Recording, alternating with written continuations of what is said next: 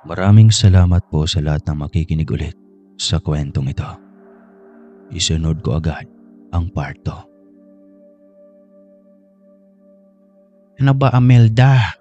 Dalaga ka na. Nag-uubad ka pa ring maligo sa ilog na iyan. Hindi mo ba alam na may ibang nakatira sa lugar na ito? Saway ng kanyang Lola Antonia o Lola Anton. Dahil sa halos nasa isang masukal na gubat na ang kanilang tirahan. Kung hindi sa utang ng kanyang ama na tinakbuhan nila mula sa lungsod, ay hindi sila magtatago sa ganoon kalayong probinsya at halos wala pang mga kapitbahay. Kung mayroon man ay halos kilometro pa ang layo ng mga ito. Kaya wala siyang ibang mapaglibangan kundi ang manguha ng hinog na bayabas o kaya ay maligo sa napakalinis na ilog sa ilalim ng ponong balete. Anong pinagsasabi mo, Lola? Sinong ibang nakatira pa dito bukod sa atin? Halos kilometro na ang layo ng ating mga kapitbahay. Kailan pa kasi tayo babalik sa lungsod? Ang hirap ng buhay natin dito. Reklamo niya. Hindi na tayo babalik sa lungsod, Apo. Sanayin mo na lang ang sarili mo dito. Dito ka na rin mag-aaral. Wala siyang magawa dahil wala na rin silang babalikan pa sa lungsod. Naibenta na ang kanilang bahay ng kanyang papa at tumakas na rin ito. Dala ang halaga ng bahay na naibenta nito. Silang tatlo ng kanyang lola at ina niyang si Aling Maria ang siyang naiwang kawawa. Kaya ganoon na lang ang galit niya sa kanyang ama. Hindi niya ito mapapatawad hanggang sa huling hininga niya. Natigil ang kanilang pag-uusap nang tawagin sila ng kanyang ina. Imelda, Nay Anton, andito na ako. Tawag nito. Oh, andyan ang nanay mo, galing bayan. Halika na, umahon ka na riyan. Utos ng kanyang lola. Mabilis siyang umahon at kinuha ang hinubad niyang short at damit na sinampay niya sa sanga ng balete. Nagulat pa siya nang tila may kamay na humila sa kanyang braso habang kinukuha mula sa sanga ang kanyang damit. Naputulala siya saglit, ngunit bigla niyang naisip na baka hangin lang iyon na dumampi sa kanyang balat. O di kaya ay dahon ng kahoy na kanyang nasagi. Matapos magbihis ay agad siyang sumunod sa kanyang lola sa loob ng kanilang kubo. Doon ay naabutan niya ang kanyang nanay na nililinis ang binili nitong isda mula sa bayan. O anak, nagugutom ka na ba? O nga pala, naipag-enroll na kita sa 4th year high school. Mabuti at may kaklase kang malapit dito sa atin. Yung anak ni Ate Esther, si Sonia. Sumabay ka na lang lagi sa kanya para may kasama ka, nak. Huwag kang mag-alala, mabait ang batang iyon. Kaya tiyak na magkakasundo kayo. Hindi lang siya umimik. Sa totoo lang ay wala pa siyang ganang mag-aral.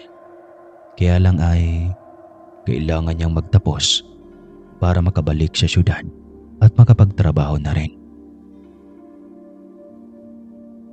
Hindi pwedeng sa gitna ng bukid lang iikot ang kanilang buhay. Sayang ang kanyang ganda kung hindi niya ito irarampas sa syudad. Kinagabihan ay maaga siyang nakatulog. Masyado rin kasing tahimik at malamig ang lugar, kaya mabilis siyang nilamon ng antok. Kakapikit lang niya nang biglang tila bumangon ang kanyang kaluluwa at pumunta sa ilog para magtampisaw muli doon. Iyon ang paborito niyang lugar simula noong dumating sila sa lugar na iyon. Kakatampisaw lang niya nang biglang may tumawag sa kanya mula sa ilalim ng ponong balete.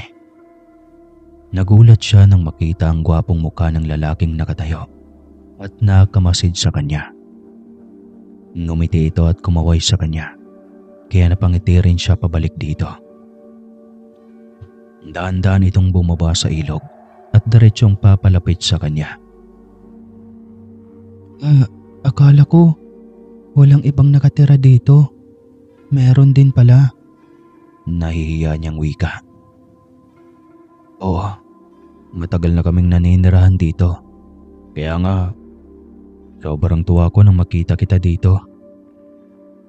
May makikilala na akong isang magandang binibini. Wika nito. Kinilig naman siya nang marinig yon. Karas na yata agad niya ang gwapong binata. Hindi man lang sumagi sa isip niya na magkaiba sila ng katauhan. Ako nga pala si Argos at ikinagagalak kong makilala ka. Magandang binibini. Ako naman si Imelda. Ang ganda ng pangalan mo, Argos. Kakaiba. Puna niya. Ngumiti ito kaya mas lalong tumingkad ang kagapuhan nito. Sa wakas, may makakasama na ako lagi dito. Wika pa ng lalaki. Oo naman. Masaya rin ako dahil nakilala kita. Saan ka ba nakatira? Tanong niya sa binata. Gusto mo bang sumama sa amin? Maganda roon. Talaga? Oo naman, kung ayos lang sa'yo. Ngumiti ito at hinawakan siya para akayin, para umahon na rin sa ilog. Nagulat siya dahil patungo iyon sa harap ng malaking balete.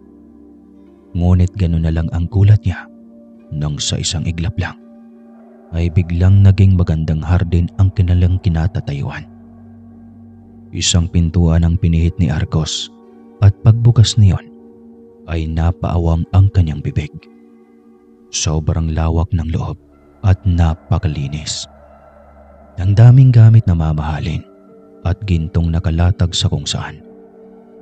May tila isang figurin ng baka na yari rin sa ginto. Napatingala siya kay Argos nang may pagkamangha. Sandali, nananaginip lang yata ako. Wika niya. Hindi ito panaginip, Imelda. Dahil nandito ka sa totoong tahanan ko. Kung ganoon, ang yaman mo naman. Mas mayaman ka pa sa mga kaibigan ko sa lungsod. Ngumiti lang ang binata. Habang inaakay siya nito sa isang malawak na upuang napakagara tignan. Tuwang-tuwa ang binata na tinawag ang kanyang mga magulang. Ina! Ama! May bisita ako! Sigaw ng binata. Napangiti lang si Imelda habang hinihintay ang paglabas ng mga magulang ng binata. Alam niyang mga magaganda at gwapo ang mga ito dahil sa sobrang gwapo ng anak. Hindi nga siya nagkamali dahil napakabata at parehong matatangkad pa ang mag-asawa. Pagkaramdam niya tuloy ay mga dayuhan ang mga ito na napadpad sa gitna ng kagubatan dahil kumikinang halos ang mga balat dahil sa kaputihan. Anak Argos, bakit ka naman nagdala ng hindi natin kauri dito sa ating kaharian? Galit na tanong ng ama ni Argos. Argos, uwi na lang ako. Nagalit tuloy ang ama mo. Biglang singit niya. Binulungan siya ng binata. Hinawakan pa nito ng mahigpit ang kanyang kamay. Mababait sila ina at ama. Huwag kang mag-alala dahil maiintindihan din nila. Bulong nito bago binalingan ang mga magulang. Ina, ama, huwag naman kayong ganyan.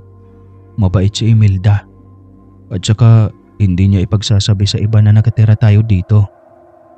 Napakunot ang noo ni Imelda sa narinig. Katulad din ba nila ang pamilyang ito? Nagtatago dahil sa utang.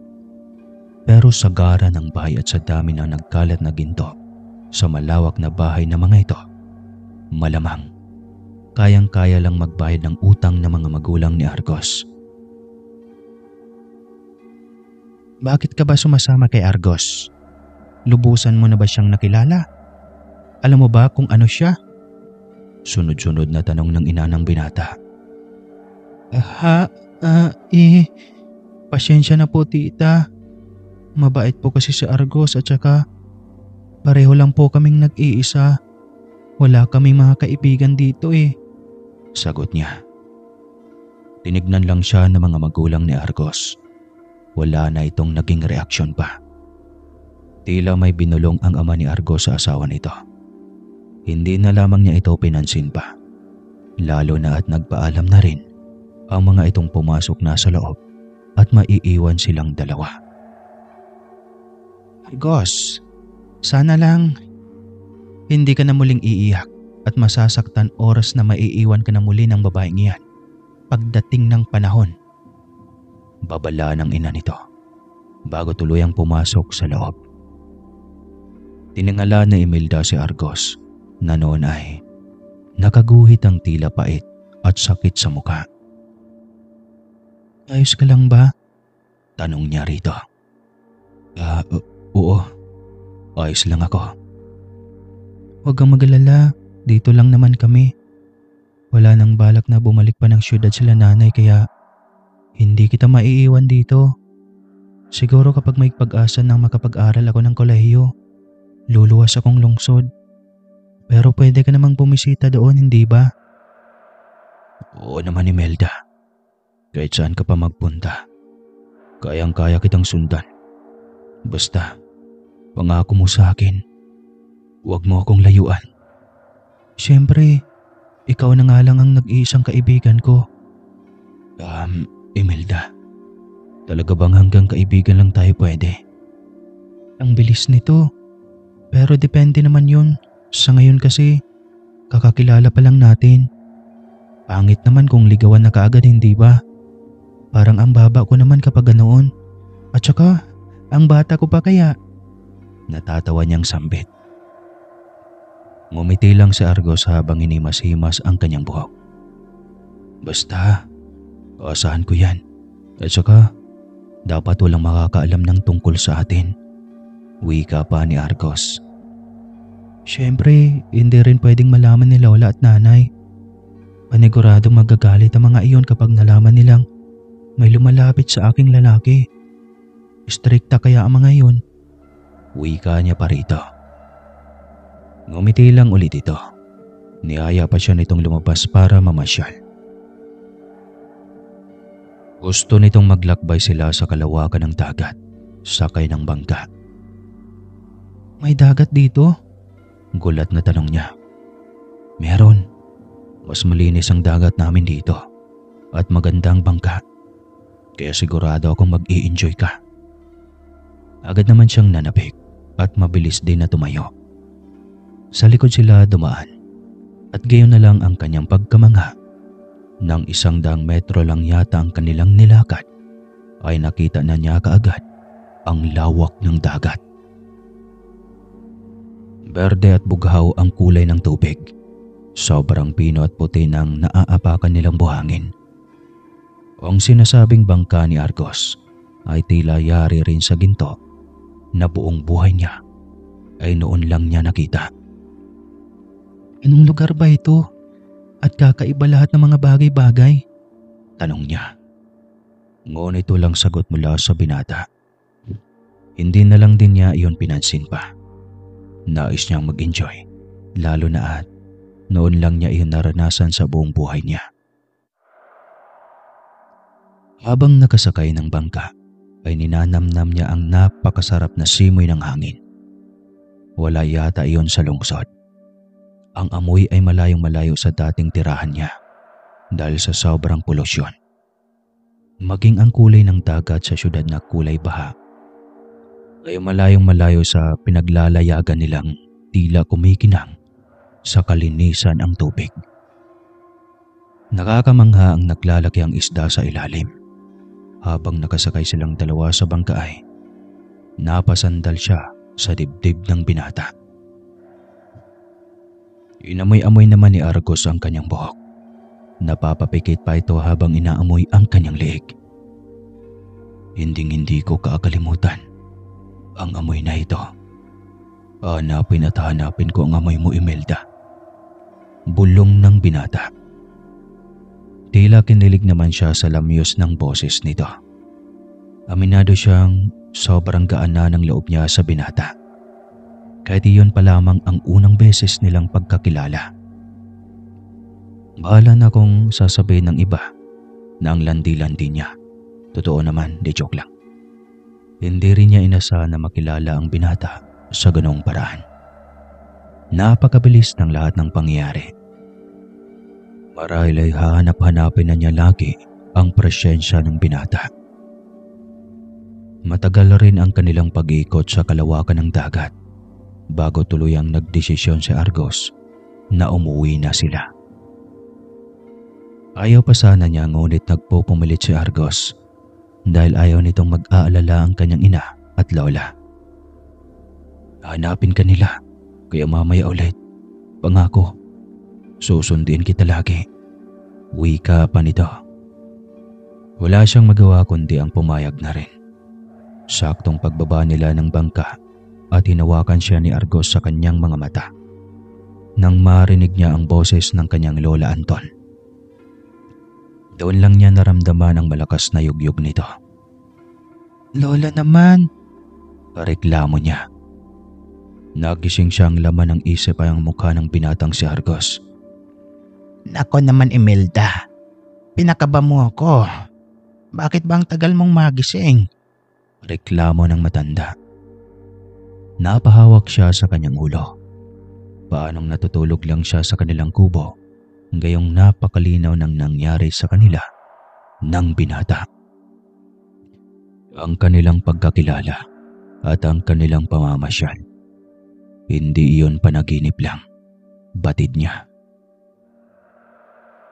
Bungangon ka na dyan dahil pupunta tayo sa sakahan. Kailangan na nating magtanim ng mais para may maani tayo sa susunod na mga buwan. Utos ng kanyang lola. Ngunit tila hindi iyon pumasok sa kanyang utak.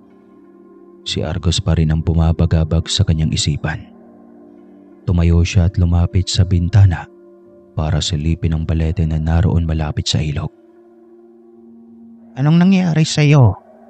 Takang tanong ng kanyang lola. Wala po la. Matamlay na sagot niya. Hindi na ito pinansin pa ng kanyang lola at pumunta na ito ng kanilang kusina. Halika na, sumunod ka na sa akin. Kanina pa naghihintay ang nanay mo sa sakahan. Malamang, gutom na rin iyon. Wika ng kanyang lola. Tahimik siyang sumunod doon. Habang nag-aalmusal, ay si Argos pa rin ang laman ng kanyang utak. Nagtataka ang kanyang lola sa kanyang ikinikilos. Ngunit iniisip na lamang nito na baka namimiss na nito ang buhay nila sa lungsod. Pagkarating sa kanilang sakahan, ay naabutan nila ang kanyang ina na naglilinis at binubunot ang mga damo. Napabuntong hininga siya dahil malayong-malayo ang buhay nila dito sa buhay nila sa lungsod. Muli na namang nagpupuyo sa galit ang kanyang dibdib nang maalala ang ginagawa ng kanyang ama. Nagsimula na ring pumatak ang kanyang mga luha. Napansin rin iyon ng kanyang lola. Kaya nilapitan siya nito at inalo. Alam kong masakit pa rin sa iyong nangyari, apo. Pero mabuti na rin dahil nakawala na tayo sa kamay ng iyong ama. Kawawa lagi ang nanay mo dahil laging pinagmalupitan at sinasaktan ng demonyong iyon. Wala man lang ako magawa bilang ina. Kaya apo, sakaling magkaroon ka ng asawa sa huli, piliin mo ang lalaking mamahalin ka ng totoo. Yung tipong ikaw lang prioridad, kasama ang magiging anak nyo. Kilalanin mo munang mabuti bago ka magdesisyon sa isang bagay na hindi mo pagsisisihan sa huli. Oo naman lola, hinding-hindi kagaya sa demonyo kung ama ang lalaking mamahalin ko sa huli. Sagot niya. Naging abala na silang tatlo sa kanilang ginagawa. Sinisiguro muna nilang malinis ang buong sakahan bago sila magsimulang magtanim.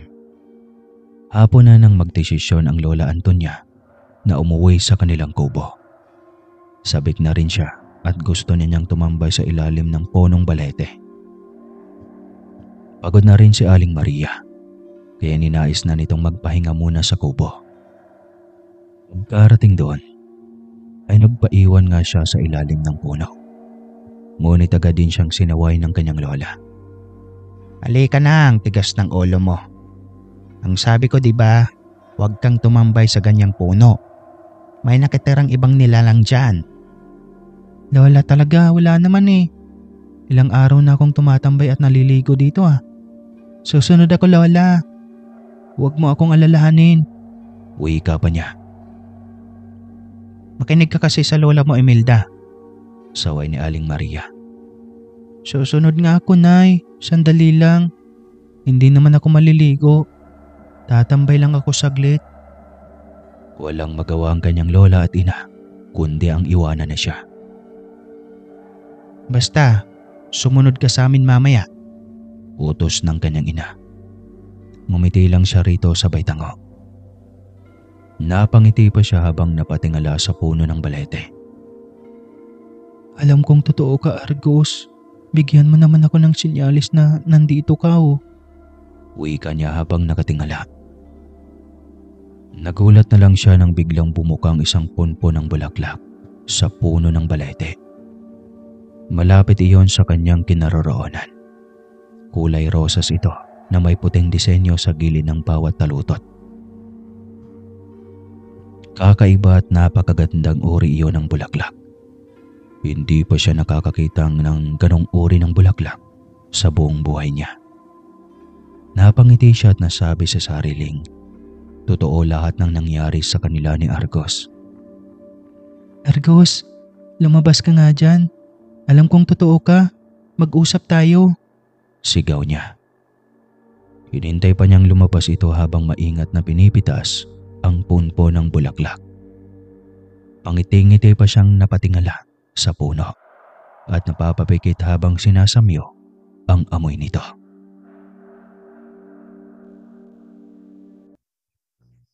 Ang bango nito, Argos. Salamat dito. Saan ka na ba kasi? Magpakita ka naman oh. Alam ko naman na totoo ka eh. Wika pa niya. Sinong kausap mo dyan, Imelda? Tanong ng kanyang lola. Paglingon niya rito ay pareho silang nagulat ng kanyang lola. Diyos ko, Imelda, ano yan? Bakit ka nangunguha ng bulaklak sa puno ng balete? Nako naman, apo. Masama ito. Halika na, umuwi na tayo at malapit nang magdilim. Kita sa mukha ng kanyang lola ang takot. Ngunit napangiti lang siya. Lola, talaga wala ito. Bulaklak lang naman ito. At saka ang ganda, Lola oh. Ngayon lang ako nakakita ng ganito kagandang bulaklak. Wala ito sa lungsod. Wala talaga dahil ibang may-ari ng bulaklak na iyan. Halika na nga. Umuwi na tayo kasi gabi na. Wala siyang magawa kundi ang sumunod sa kanyang lola Anton. Samantalang napakubilig bigla si Argos nang makitang papalapit na lola ni Imelda. Lalantad na sana ito para magpakita sa dalaga nang biglang lumapit ang matanda. Kaya hanggang tingin na lang siya habang papalayo ang maglola. Hindi pa iyon ang panahon ng kanilang pagkikita sa personal. Sa tamang panahon, Imelda, magkikita tayo at sinisiguro ko na ikaw ang magiging reyna ng buhay ko. Wika ni Argos sa sarili. Biglang lumantad ang kanyang ama mula sa kanyang likod. Pinagmamasdan din ito ang papasok sa kubong maglola. Mukhang tinamaan ka ng ordinaryong babae na yun, anak. Nag-alala lang ako na baka maulit na naman ang nangyari sa'yo. Na ipagtabuyan ka dahil na lamang hindi ka ordinaryong tao katulad nila. Ang malala pa ay ang daming mga pangontara na nakakasakit sa'yo at nagpapahina sa'yo. Hindi ka pa rin ba nadadala? Tanong ng ama nitong si Oberon. Ama, tinawag niya ako kanina. Siguro man na narinig mo iyon. Ibig sabihin ay alam niyang hindi ako ordinaryong tao. At interesado rin siyang makasama pa akong muli. Huwag ka lang masyadong umasa, anak. Kaya kung masaktan kang muli, alalahanin mong tao iyon. Maaaring gusto ka ngayon. Ngunit isang umaga magigising ka na lang na mapagtanto na iba na pala ang iniibig. Paano kapag darating sa puntong iyan? Isa pa ay mukhang inosenteng batang iyon sa katulad nating nilalang. Mukhang wala siyang alam sa ating katauhan.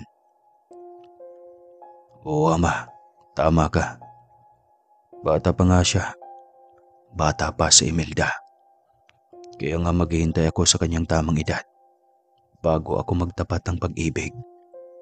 Sa ngayon ay ayos lang na maging magkaibigan kami. Kita mo naman di ba? Malapit na agad siya sa akin. Kinahanap-hanap pa nga ang presensya ko. Ewan ko sa iyo, Argos. Ang tigas ng ulo mo. Wala na akong magawa kung ayaw mo makinig sa akin. Inis na wika ng ama niya bago tuluyang naglaho sa kanyang harapan. Pangiti-ngiti pa rin siya habang nakatingin sa kubo nila Imelda. Hihintayin niyang makatulog ito ng mahimbing bago muling pasukin ang diwa nito. Nang hindi siya makatiis ay lumapit na siya sa kubo at sinilip bigla ang dalaga mula sa bintana. Ngunit bigla siyang napaatras nang maamoy ang usok ng insenso mula sa loob ng kubo. Tama na kasi yan, Lola. Para saan po ba yan? Dinig na tanong ni Imelda sa lola nito.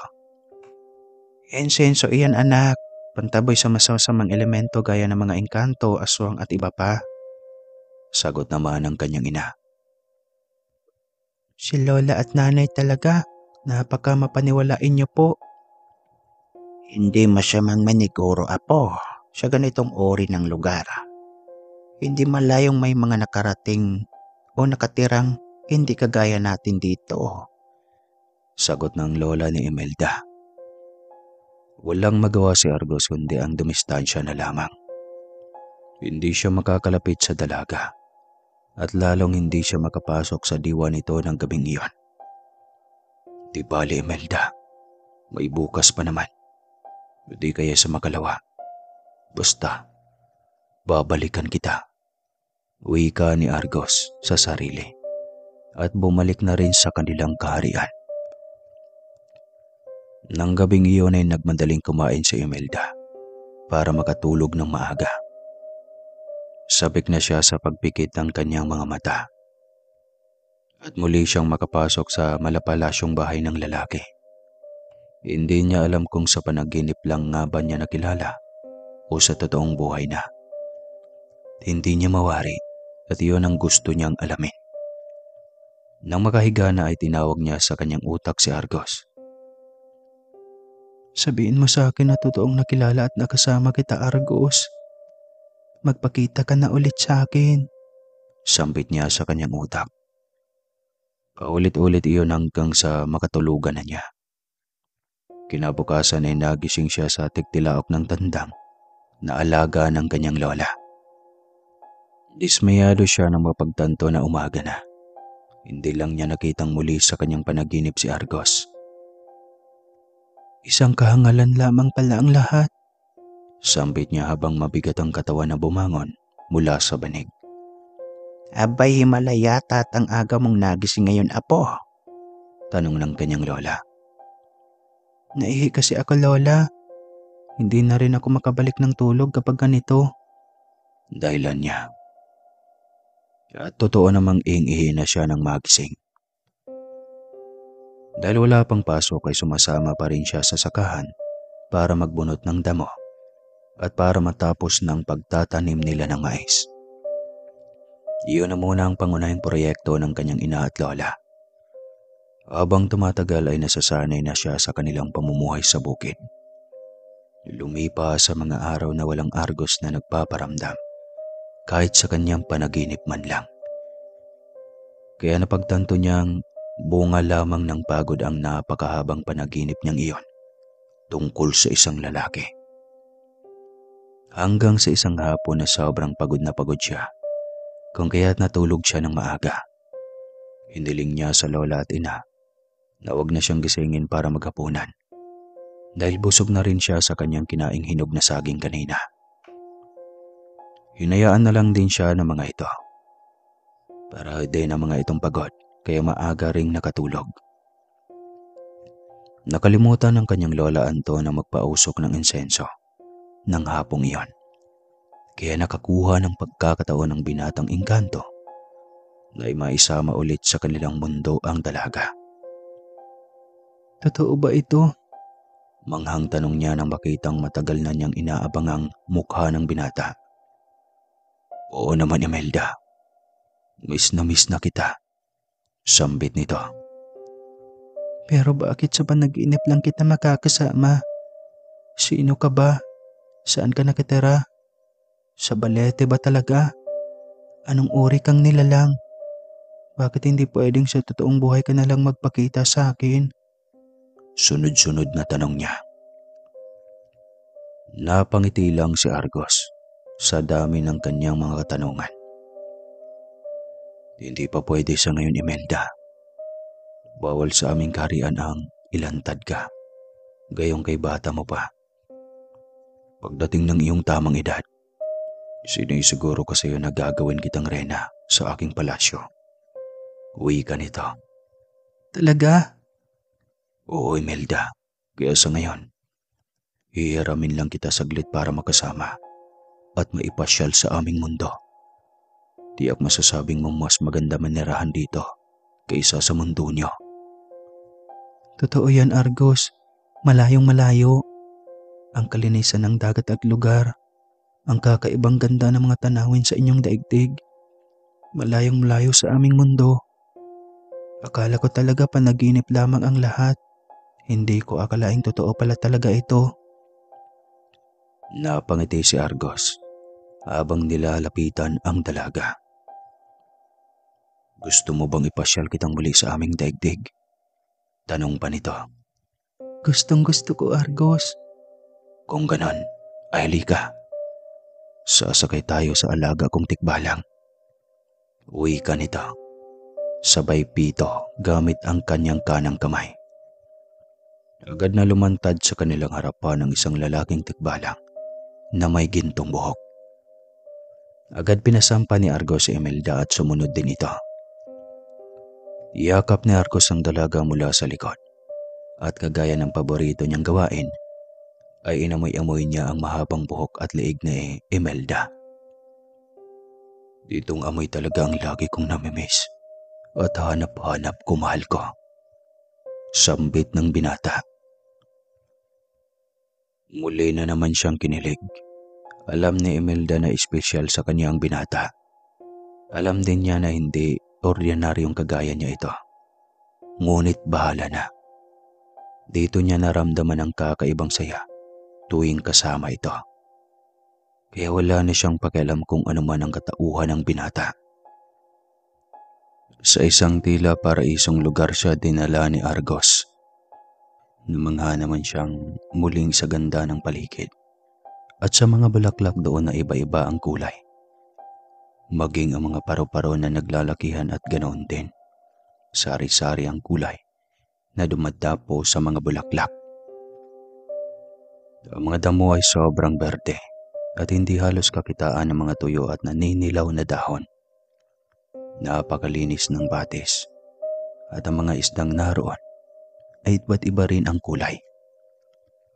Napakagandang pakinggan ang huni ng kumakantang ibon sa itaas na mga malulusog na kahoy na hitik sa mga bunga na kahit minsan na hindi pa nakita ni Imelda sa mundo ng mga tao. Grabe, sobrang ganda talaga ng mundo niyo, Argos. Malayong malayo sa mundo namin mga tao. Hindi ko alam kung paano ako nakarating dito, pero sana lagi ako makakapamasyal sa ganitong lugar. Tuwang sabi ng dalaga. Hanggat may pagkakataon, lagi kitang ipapasyal sa aming mundo. Asahan mo yan, Imelda. Pangako yan, ha? Ang tagal kaya bago ka ulit sumipot? Reklamo niya. Napangiti lamang si Argos habang nakatingin sa kanyang reaksyon. Ninais siyang mamitas ng prutas para kainin. Ngunit pinigil siya ng binata. Bakit? Pahingin naman. Ang sarap niyan sa tingin ko eh. Isa lang naman eh. Hindi pwede, Imelda. Kapag gagawin mo yan, Hindi ka na makakabalik pa sa mundo mo. Masyado ka pang bata at hindi pa tayo pwedeng magsama. Mahigpit na ipinagbabawal iyan sa aming mundo. Ako ang mapaparusahan. Kaya tiisin mo munang titigan ang mga bagay-bagay na narito, Imelda. Balang araw, makakain mo rin lahat ng mga nandito. Nayayamot man ay sinunod pa rin ni Imelda ang payo ng binata. Kahit papano ay ayaw rin niyang hindi makabalik sa piling ng ina at ng kanyang lola. Kailangan pa siya ng mga ito. Marami pa siyang pangarap sa kanyang ina. Ipaghihiganti pa niya ito sa salbahin niyang ama. Sinulit na lamang niya ang mga oras kasama si Argos. Ilang gabi siyang sumasama dito at kung saan-saan sila naglalakbay kapag naroon siya sa mundo ng mga ito. Napagtanto ni Imelda na totoo nga ang mga engkanto at hindi lang panaginip ang ginagawang pamamasyal nila ni Argos. Nang dumating ang pasukan, ay doon siya lalong nagulat nang magpakita sa kanya ang binatang engkanto. Argos? Gulat na sambit niya. Pababa siya noon ng bukid at papunta ng bayan. Nahanapan na siya ng kanyang ina nang mauupahan sa murang halaga. Uuwi lang siya tuwing Biyernes ng hapon at kasama rin niya sa nasabing boarding house ang anak ng malayong kapitbahay nilang kaklase rin niya. Ihatid na lang kita sa parada ng tricycle, Imelda. Mukhang maging abala ka na sa pag-aaral mo ngayon. Wika ng binata. Hindi pa rin siya magkapaniwala kaya hinawakan niyang binata sa mukha. Totoo nga, nandito ka sa mundo namin, Argos. Oo nga, bakit parang ayaw mong maniwala? Kasi naman pwede naman palang magpakita ka sa akin dito. Bakit lagi ay kailangan mo pang hintayin na makatulog bago kita makita o makasama? Hindi pa kasi ako handa. Baka matakot ka kasi oras na malaman mong hindi ako kagaya mo na ordinaryong tao. Isa akong engkanto. Isang uri ng immortal na nilalang at magkaiba tayo ng katauhan. Oo, narinig ko yan kay Lola Anton. Engkanto nga raw ang nakatara sa Balete. Kaya alam ko na engkanto ka. Ngayon, pwede mo na akong dalawin lagi. Hindi rin. Bakit naman? Gulat na tanong niya. May mga obligasyon ako sa aming mundo. Kaya hindi rin pwedeng lagi na lang akong tatawid sa mundo niyo. Ganoon ba? Oo. Pero huwag kang mag-alala. Pupuslit pa rin naman ako paminsan-minsan para makasama ka. Pangako nito. Asahan ko yan Pangako. Hindi niya namalayang nasa tapat na siya ng bahay ng kanyang bagong kaklase. Naghihintay na rin ito sa kanya. Kaya diretso na sila sa paradahan ng tricycle. Lumingon siya para magpaalam sana kay Argos. Ngunit wala na ito. Muli na naman siyang nayayamot dito dahil basta na lang nawawala ng walang paalam ito. Nagtaka naman ang kanyang kaharap dahil sa kakaiba niyang kilos. Ngunit kibit balikat lamang siya at hindi na iyon pinansin pa. Mabilis na lumipas sa mga araw at buwan. Parang kailan lang ay magtatapos na siya ng high school. Nagtataka pa ang kanyang ina at lola dahil halos hindi man lang siya nawawala ng pera. At halos tuwing umuwi siya ay may dala siyang pasalubong lagi sa mga ito. Saan ka ba kumukuha ng pera at parang sobra-sobra pa yata ito sa binibigay ko ang allowance sa iyo, anak? Nagtatakang tanong ng kanyang ina. Ilang beses na siyang umuwi na palaging maraming bitbit na grocery para sa kanila. Nanay, akin yan. Huwag kang mag-alala dahil hindi ako nagnakaw. Hindi mo naman ako pinalaking ganun, hindi ba? Kaya nga anak, nagtataka lang ako dahil saan mo naman nakuha o galing kung ganun ang mga ito kalaki at kadami? Ngumiti lang siya sa naging tanong ng kanyang ina. Hindi rin naman niya pwedeng sabihin na binibigyan siya ng isang engkanto ng maraming pera dahil diyak na mag-aalala lalo na ang kanyang lola. Walang palya kung magbigay ng pera si Argos sa kanya dahil sinisiguro nito na hindi siya kakapusin at maggutom sa eskwelahan. Kaya mas lalo pa siyang napalapit ng gusto dito dahil sa pang-i-spray lagi nito sa kanya. Nang magkolehiyo na siya, ay mas lalo siyang napalayo sa bukid. Dahil kailangan na niya sa lungsod na muling manirahan dahil walang kolehiyo sa kanilang bayan. Mas madalang na siyang makauwi at lalong hindi na sila masyadong nagkikita ni Argos. Ngunit magugulat na lang siya minsan dahil pagbukas niya ng kanyang damitan ay may mga nakaipit na pera doon. Alam niyang kay Argos galing iyon, pero bakit ayaw nitong magpakita minsan sa kanya? Nagtatampo siya minsan dahil pagkaramdam niya ay pinagtataguan siya nito. Hanggang sa isang araw ay nakilala niya ang isang gwapong binata na nag-aaral din sa parehong campus na kanyang pinapasukan. Nasa 3 taon na ito sa kursong pulisya. Gwapo at mabait din si Michael kung kaya't madaling nakuha nito ang kanyang loob. Ilang linggo pa lang silang nagkakilala nang manligaw ito sa kanya. Kakakilala lang natin, manliligaw ka na kaagad? Gulat na tanong niya rito. Ayoko lang ng paligoy-ligoy pa dahil diyan naman din patungo kung kaya't gusto ko makipaglapit sa iyo, Imelda. Yun na nga hindi mo pa ako kilalang lubusan. Reklamo niya. Hindi kilalanin natin ang isa't isa habang nasa isang relasyon tayo. Pero kung hindi ka pa handa ay maghihintay naman ako, Imelda. Handa akong maghintay kung kailan mo ako gustong sagutin. Pag-isipan mong mabuti dahil hindi naman minabadali ang pag-ibig. Salamat, Michael. Ayoko lang na matulad ang buhay ko kay inay. Nakatagpo nga ng lalaking nabuo ako pero sakit naman ang pinagdadaanan ng nanay ko. Kaya ayaw kong magaya sa kanya. Naiintindihan kita, Imelda. Handa akong ipakita sa iyo na hindi ako kagaya ng iyong ama. Malayong malayo ako sa lalaking iniisip mo. Ngumiti lang siya dito. Mabait din naman talaga si Michael at malapit ang loob niya rito. Unti-unti nga ay nakalimutan na niya ang tungkol kay Argos dahil sa presensya at atensyon na ibinibigay ng binata sa kanya. Bigla na lang nabaling ang atensyon niya sa binata. Marahil ay dahil ito lagi ang nakakasama niya na madalas ngayon at si Argos ay kung minsan na lang magpapakita sa kanya. Ngunit lagi pa rin itong nag-iiwan ng pera at hindi iyon pumapalya. Kaya alam niyang nasa paligid pa rin ang engkantong binata. Halos magwala si Argos nang malaman na may ibang manliligaw sa buhay ni Imelda. Kung kailan malapit na itong mag-18 at pinaghahandaan na niya ang lahat. At saka naman umeksena ang kung sino mang mortal na lalaki sa buhay ng pinapangarap niyang maging reyna. Hindi siya papayag.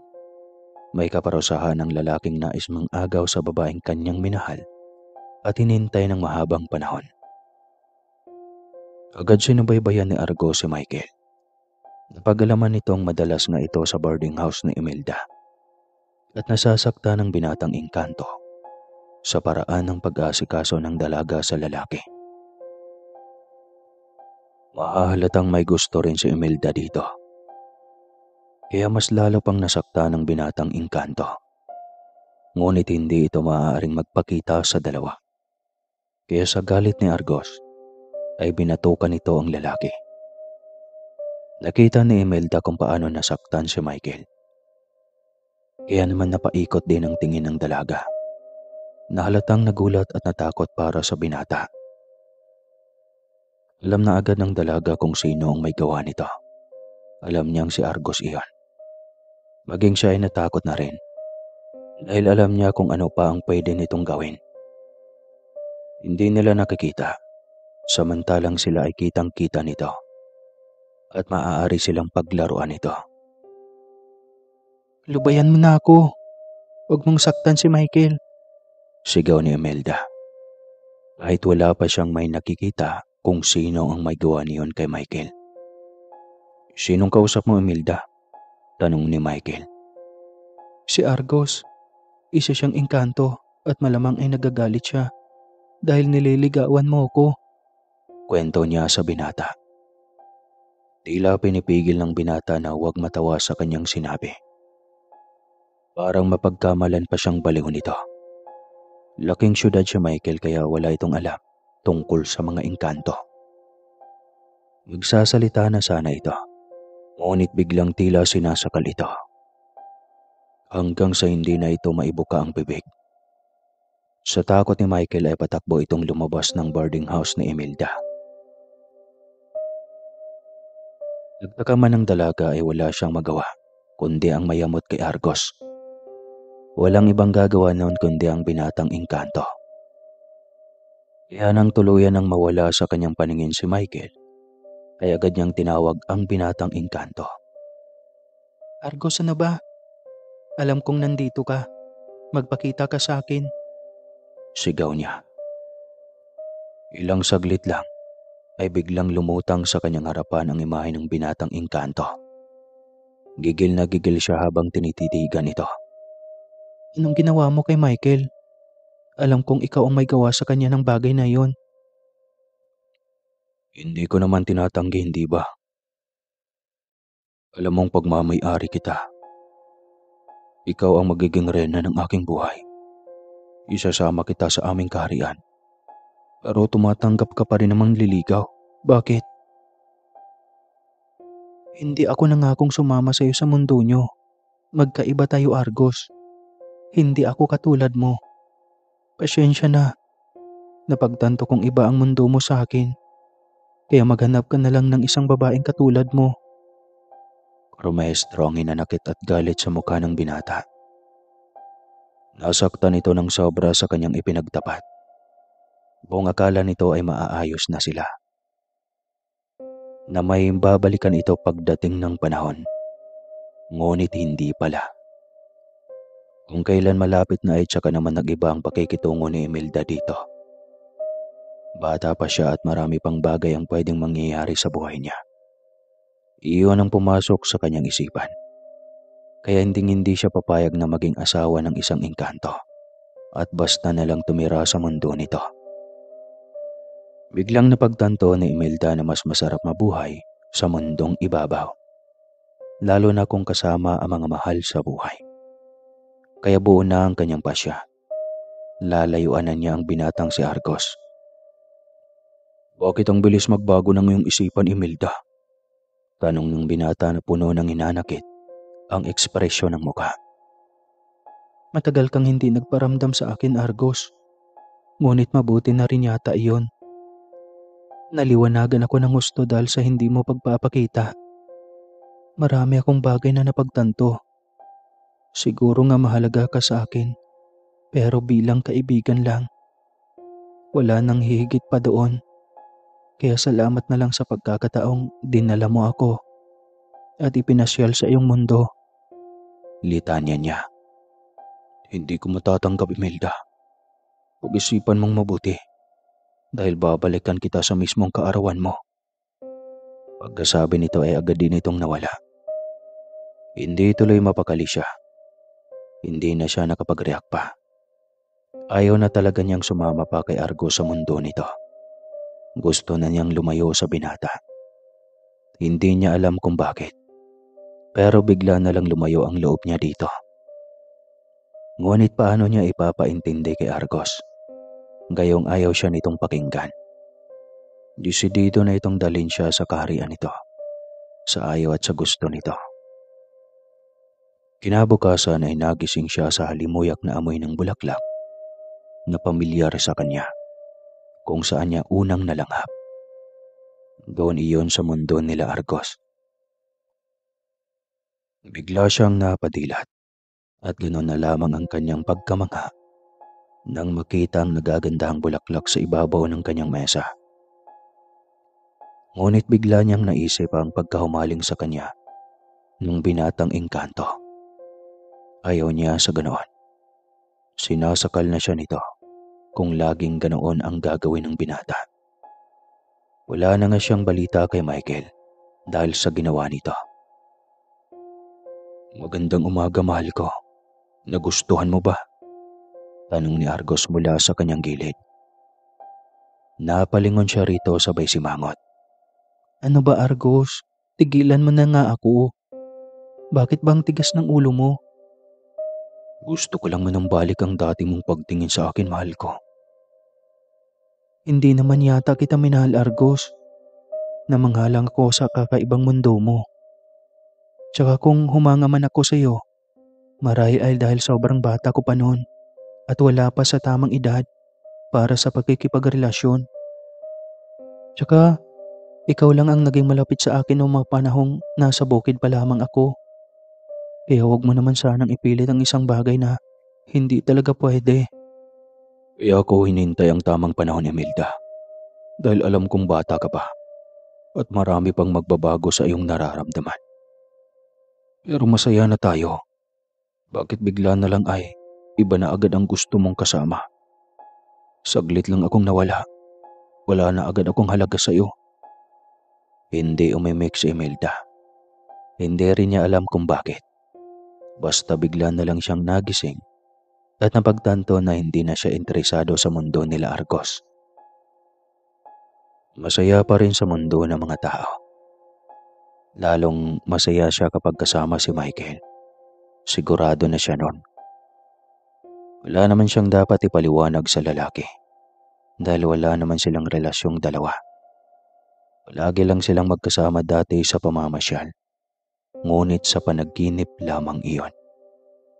Hindi na siya mapalagay dahil alam niyang hindi na siya tatantanan ng binatang engkanto. Isang gabing puyat na puyat siya ay nakatulog siya ng maaga at hindi niya inasang dadalhin na naman siyang muli na Argos sa mundo ng mga ito. Nagulat pa siya kung bakit bigla na lamang siyang naroon. Ang sabi ng binata ay babalikan lang siya nito kapag edad 18 na siya. Ngunit sa susunod na buwan pa siya mag-18. Kumusta, mahal ko? Namiss mo ba dito? Tanong nito.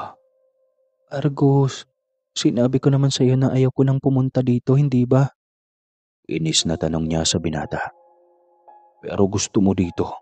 Masaya ka dito, hindi ba? Halika. Hinihintay ka ni ama at ina. Wala siyang magawa nang hilahin siya nito papasok sa loob ng malaking bahay nito. Doon nga'y naghihintay sa isang magkarbong mesa ang mga magulang nito. Puno ng pagkain sa mesa, samot-saring prutas at napakabango ng ulam. Ngunit nakapagtatakang kulay itim lahat ng pagkain na naihain sa mesa. Kahit ang mga prutas na naroon ay ganon din. Halika iha. Kanina pa kami naghihintay dito. Iyaya ng ina ni Argos na nakangiti pa at ipinangmerestra ang kamay sa isang upuan. Paumanhin pero hindi ako pwedeng magtagal dito. Sagot niya imbis na umupo. Kita niyang pagdidismaya sa mukha ng ginang dahil sa naging sagot niya. Ibig sabihin ba ay tinatanggihan mo ang alok ko? Hindi ka uupo sa tabi ko? Galit na tanong nito. Sige na, umupo ka na sa tabi ni Ina Imelda. Utos ni Argos. Napilit ang mga ngiti. Wala siyang magawa kundi sundin ang mga ito. Napakawardo ng mukha ng mga ito. Maging ang ama ni Argos ay tila napakaseryoso at hindi niya mahulaan kung ano ang nasa isip ng mga ito. Halika, pumili ka ng gusto mong kainin. Para sa iyo ang lahat ng ito. Sinusiguro kong masarap ang lahat ng pagkaing nasa harapan natin. Nakangiting alok ng ina ni Argos. Ayaw ko po. Hindi po ako kakain. Gusto ko nang umuwi. Ayaw ko na rito. Parang awa niyo na. Doon tila nais magwala ng ina ni Argos. Ngunit pinipigil ito ng binata. Ina, kumalma ka lang. Ako ang bahala kay Imelda. Saway ni Argos.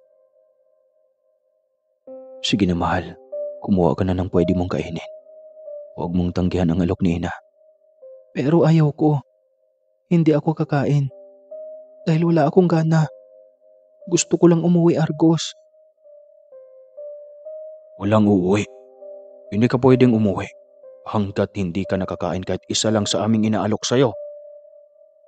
Nagsimula nang magalit si Argos, kaya kinabahan ng husto si Imelda. Nagsimula na rin siyang umiyak habang sambit ang lola at inang na si Maria. Wala naman kaming ibang hiling sa iyo eh. Bakit ba nagmamatigas ka? Pinaasa mo ng matagal na panahon ang anak ko. Tapos ay, basta mo na lang tatalikuran? Galit na sumbat ang ina ni Argos.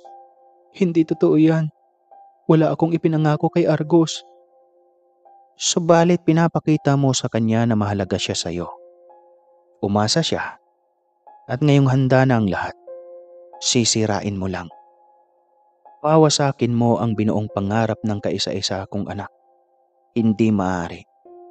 Hindi ka makakalabas sa mundong ito hanggat hindi ka papayag na magiging asawa ni Argos. Masyado na siyang maraming pinagdaanan. Hindi ako papayag na muli pa siyang masaktan pa. Mahabang litanya ng ina nito. Minahal namin at inalagaan ang kaisa-isa naming anak.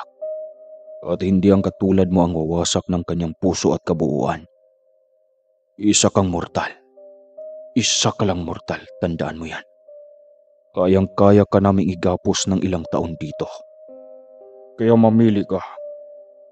Dadaanin ka sa dahas o papayag ka ng mahinahon. Banta ng ama ni Argos. Napaiyak na lamang si Imelda sa naging sitwasyon niya. Iyon yata ang naging kapalit sa pagtanggap niya ng pera galing sa binatang engkanto. Hindi niya naisip na posibleng hantong sa ganong sitwasyon. Ngunit kahit ikamatay pa niya o kahit gagawin siyang bilanggo ng mga ito habang buhay, ay hindi siya papayag na pakasal sa isang engkanto. Wala siyang pag-ibig at kinikilabutan siya sa katauhan ng mayroon nito. Sige na mahal ko, kumain ka na. Alok ulit ni Argos. Sabing ayaw ko. Wala akong pakialam. Bahala na kung ano ang gagawin niyo sa akin. Basta ayaw ko. Pagmamatigas ng husto niya. Naiinis na rin siya at ramdam niyang wala na siyang pagpipilian. Dahil dinadaan na siya ng mga ito sa dahas. Nawala sa sarili si Argos. Hindi na nakontrol nito ang galit kaya itinumba nito ang mesa na puno ng pagkain. Biglang nagbabaga ang mga mata nito at biglang naging sobrang pangit ang muka. Maging ang mga magulang ng binata ay biglang naging sobrang kulubot ang mga muka. Humaba ng husto ang mga tenga at naging kulay berde ang mga balat ng mga ito. Napaatras pa siya sa takot, lalo na nang makita ang kaninang pagkain. Naging mga uod na kulay itim. May maliliit at mayroon ding malalaki. Ang kaninang kumikinang na prutas ay naging bulok. Naduwal siya sa sobrang dugyot at kinalabutan ng sobra. Napaluhan na lamang siya habang nakatingala sa binata. Nagmakaawa siya dito. Ngunit umiling lang ito at tinalakuran siyang mag-isa. Maging ang mga magulang nito ay umalis at pumasok na sa isang pintuan. Pag-isipan mong mabuti ang alok ko, Imelda. Minahal lang naman kita. Uwi ka nito at tuluyan na siyang iniwang mag-isa. Hindi rin niya alam kung saan siya dadaan para makaalis at makabalik sa mundo ng mga tao. Samantala, sa mundo ng mga tao naman, ay bumisita sa kanyang boarding house ang kanyang lola at ina. May mga dala ang mga itong gulay at prutas. Matagal din siya hindi nakauwi sa probinsya kaya sinadya na siya ng mga ito. Ngunit gano'n na lang ang pagtataka ng mag-ina dahil tulog mantika si Imelda. Na kahit anong gising sa kanya ay hindi niya maririnig. Hanggang sa sumapit muli ang gabi at umaga. Masyadong nag-alala ang mag-ina kaya naganap na sila ng magaling na albularyo. Isang magaling at batikan sa pagtaboy ng mga sasamang elemento gaya ng mga engkanto ang kanilang nahanap. Ganitong nahulaan na isang engkanto ang tumangay sa kaluluwa ni Imelda. Hinawakan pa nito ang ulo ni Imelda at pumikit para alamin kung saan namalagi ang kaluluwa ng dalaga. Bukod sa pagiging albularyo nito, ay isa rin itong medium. Kaya kahit ipikit lang nito ang mga mata, ay kaya nitong alamin kung nasaan si Imelda. Nang mapagtanto na ito kung saan pwedeng matagpuan ang dalaga, ay agad nitong iminulat ang mga mata. Kailangan nating umuwi sa inyong probinsya. Sa may puno ng balete, malapit sa inyong kubo. Doon nila itinago ang kaluluwa ni Imelda. Kailangan nating gumawa ng ritual para mabawi ang kanyang kaluluwa. Mahabang paliwanag ng albularyo. Bakit doon? Ang layo na ni Imelda. Sinundan pa rin siya dito. Gulat na tanong ni Lola Anton. Nakipaglapit kasi siya sa ganong nilalang. Inakala marahil niyang mabuti ang kalooban ng sinamahan niyang engkanto. Kaya nga bilisan natin habang wala pa siyang nakain doon. Dahil oras na magutom siya at matuksong kumain, siguradong hindi na siya makakabalik pa sa ating mundo. Tuluyan na siyang maging engkanta at hindi na ninyo makikita pa.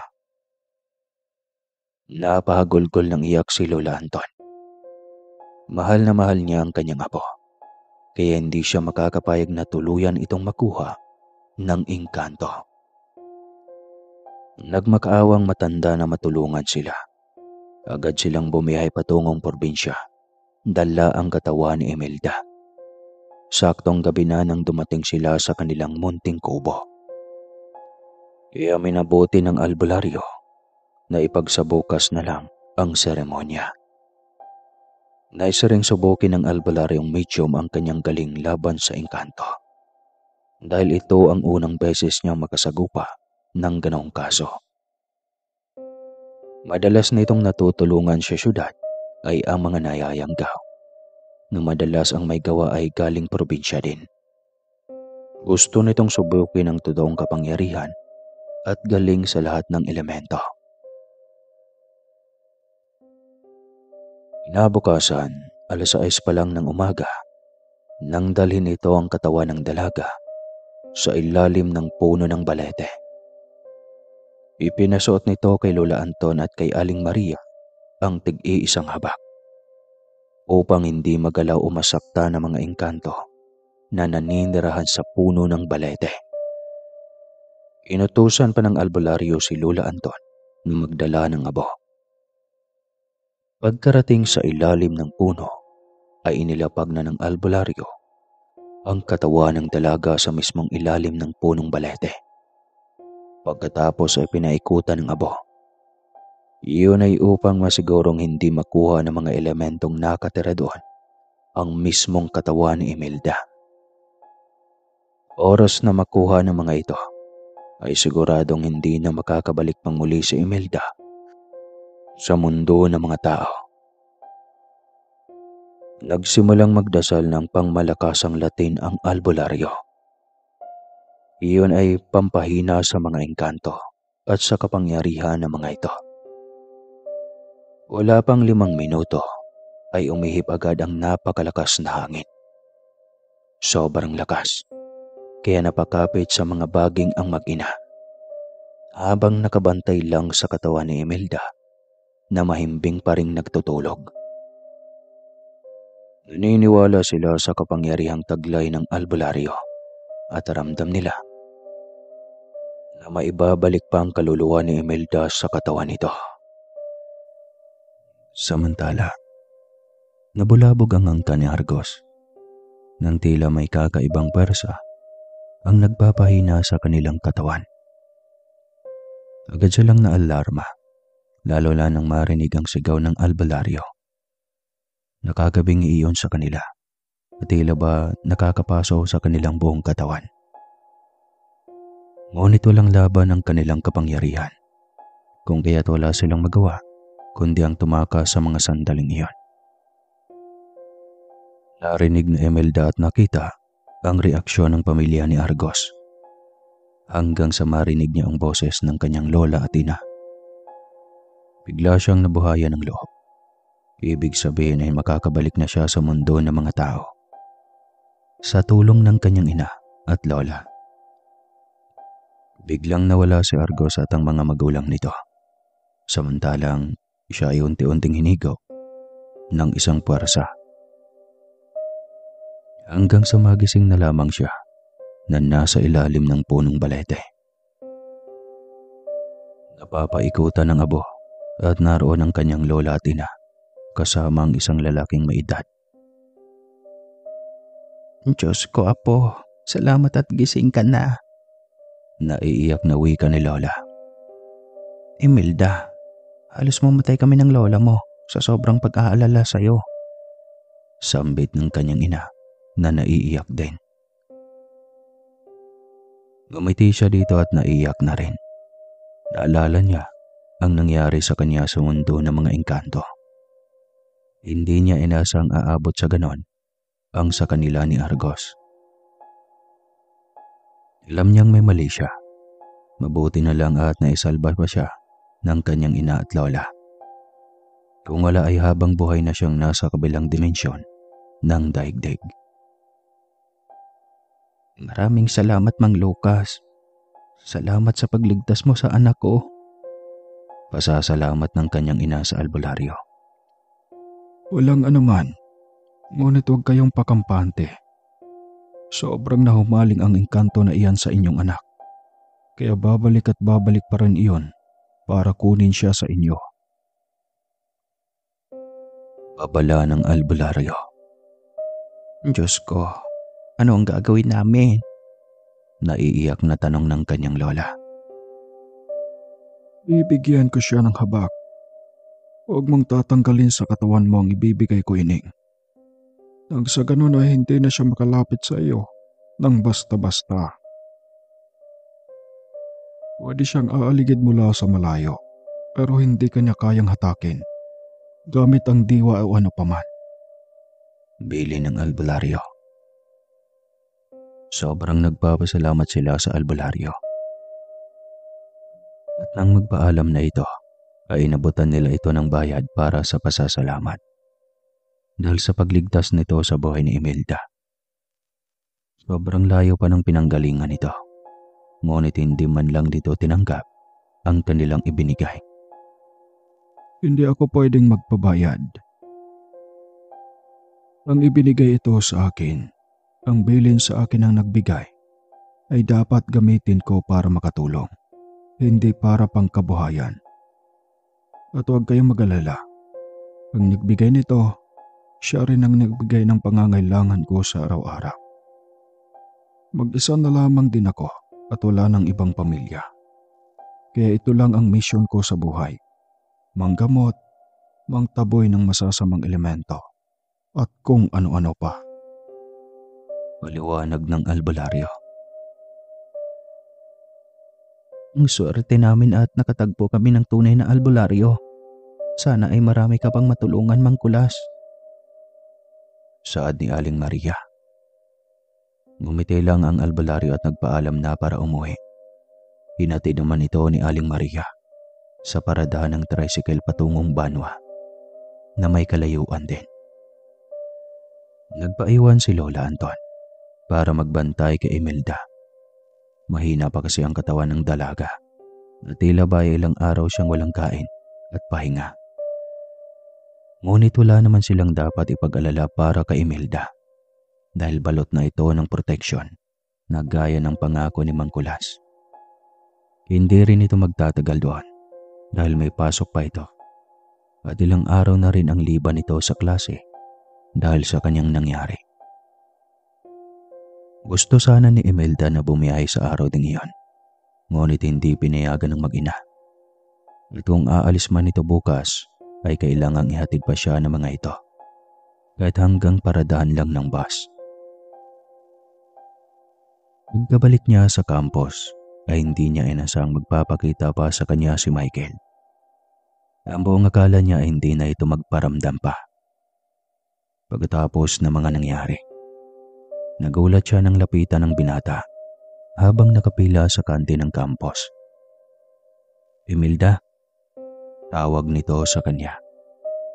Napalingon siya at napadilat ang mga mata sa gulat. Michael, ginulat mo naman ako. "Pasensya na, hindi kasi kita matiis eh." Nahihiyang sagot ng binata. Akala ko nga hindi na kita makikita pagkatapos ng mga nangyari. Nahihiyang sagot niya. Niyaya siya ng binata na lumabas saglit dahil nais siya nitong makausap ng sila lang. Hindi naman siya nagdadalawang isip na sumama dito. Mainam na rin makipag-usap siya dito at maikwento ang lahat tungkol sa kanila ni Argos. Tila atubili pang magsalita ang binata. Ngunit, pinilit ko namang iwasan ka, kaso hindi ko kaya.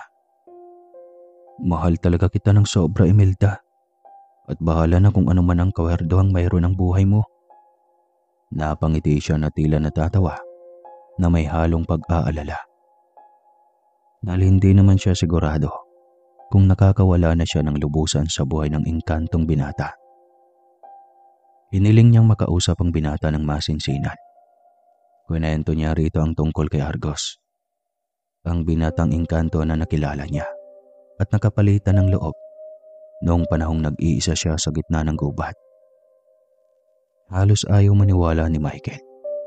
Ngunit dahil sa isang beses na nasaksihan nito ang presensya ng nasabing engkanto, ay naniwala na rin ito sa ganoong nilalang. Nangako itong tutulungan at protektahan ng dalaga dahil mahal nito si Imelda at hindi nito kayang kalimutan ng dalaga na minsan na nitong sinubukan. Nangako itong tutulungan ng dalaga na makawala sa nasabing engkanto.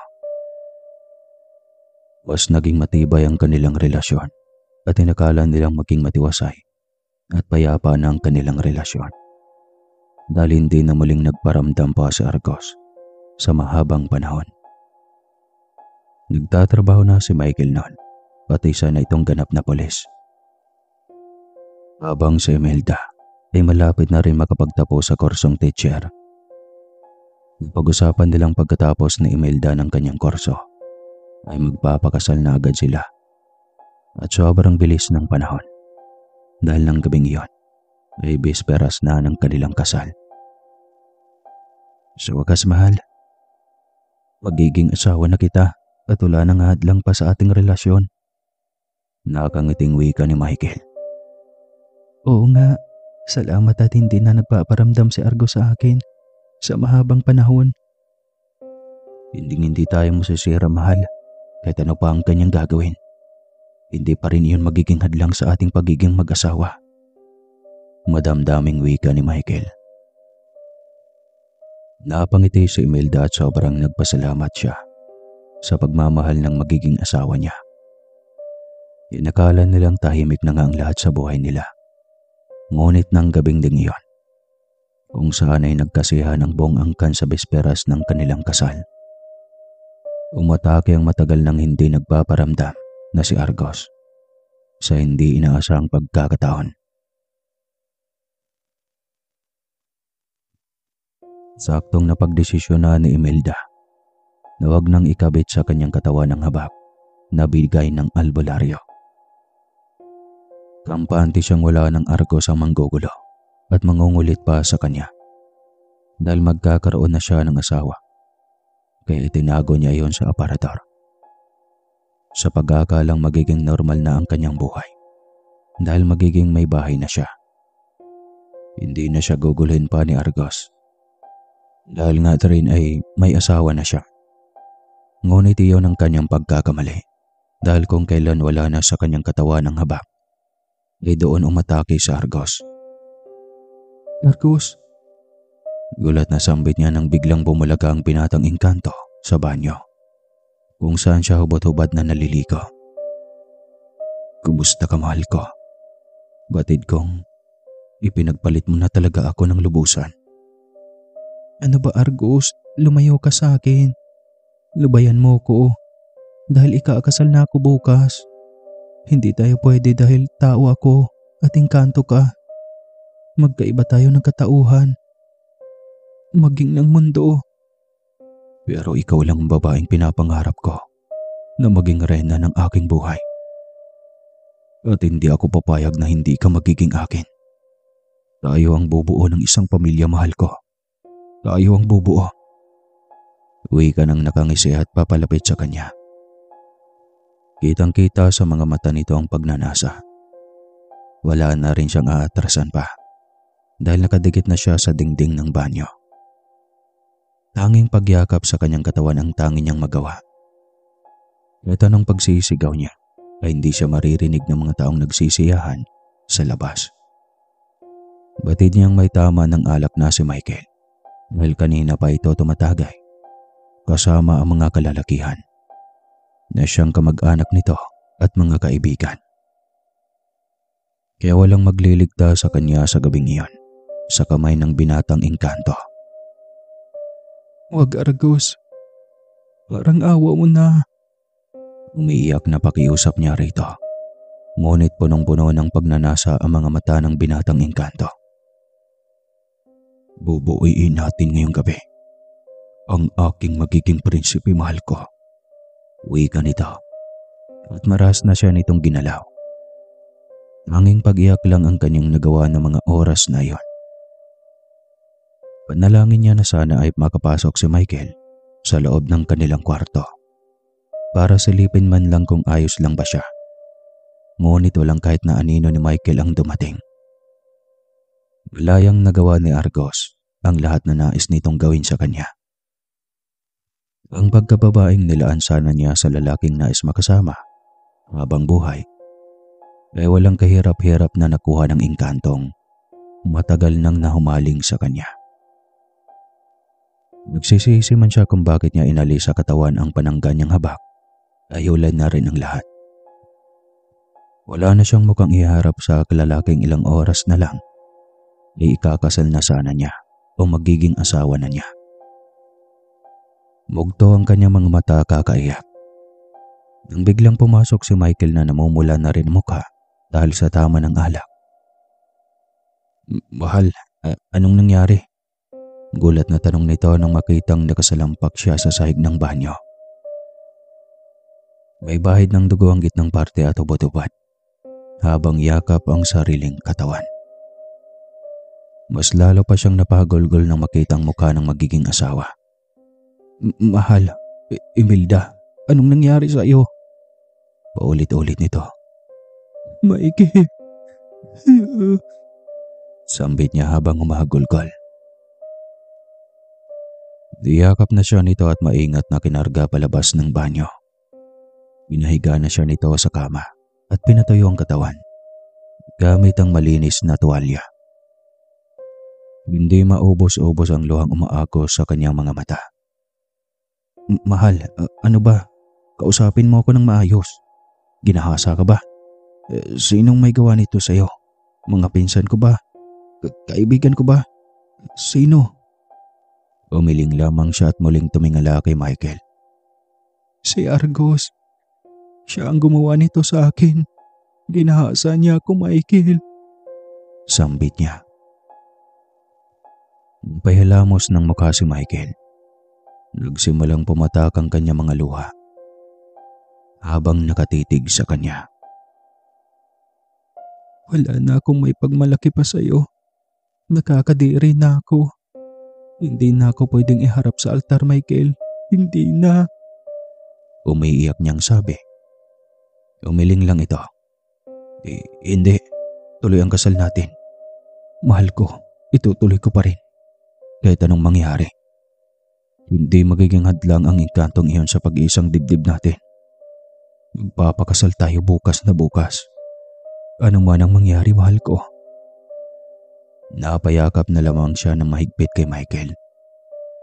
Nagsisisi man siya sa ginagawang pagtanggal ng habak sa kanyang katawan, ay wala na siyang magawa pa. Hindi na niya maibabalik ang mga pangyayari.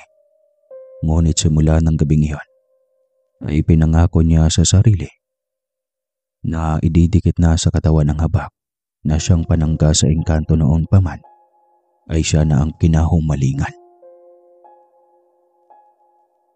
Kinabukasan, kahit matamlay ay tuloy pa rin ang kasal. Mabigat ang kanyang loob, ngunit gaya ng pangako ni Michael, hindi siya nito tatalikuran sa kabila ng nangyari sa kanya. Ngunit halata sa mukha nito ang bigat ng loob na dinadala. Tila may parte sa kalooban nito ang ayaw sa seremonyang gaganapin. O baka dahil naawa lang ito sa kanya at ayaw nitong mapahiya siya, kaya pinanindigan na nito ang pinangakong kasal. Hanggang sa matapos ang kasalan, ay matabang pa rin ang pakikitungo ni Michael sa kanya, kaya mas lalo pa siyang nasasaktan. Anak, may tampuhan ba kayo ng iyong asawa? Hindi pa tapos ang kasalan. Nasa reception pa lang tayo ngunit ang mukha niyong dalawa ay tila pinagsakluban ng langit at lupa. Paano pa kayo makapag-honeymoon kung ganyan? Puna ni Aling Maria. Kanina pa napansin ito ang bigat ng loob na dinadala ni Imelda. Kaya hindi na nito napigilang magtanong. Ayos kami ng asawa ko, Nay. Pareho lang kaming pagod. At saka may hangover din si Michael dahil napasarap ang pag-inom niya kagabi kasama ang mga kaibigan at pinsan. Palusot niya sa ina.